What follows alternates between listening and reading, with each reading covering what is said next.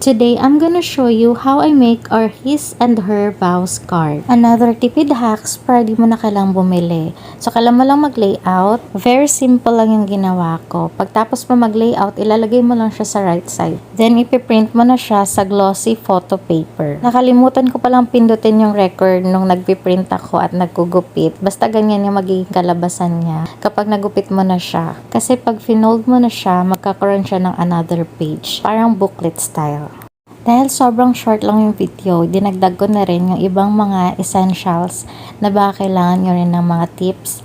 Nagprint lang din ako ng pang-label para sa bag na for church. Tapos itong candles, ako lang din nag-design ito. Hindi ko na na-record yung pag-tutorial. Basta nagmadali kasi ako nung time na yan. Tapos lalagyan ko na rin sila ng labels. Tinikit ko na rin pala yung lighter niya para hindi siya mawala.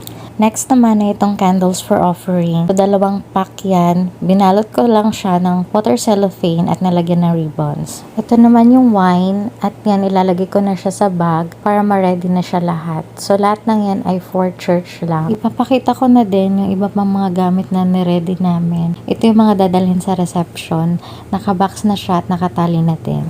Ito naman yung para sa groom's box at bride's box. Ito yung iba pa, ito naka-ready na. So, ito na yung pinaka-last na ni-ready namin. If you want DIY tips for your wedding essentials, follow for more.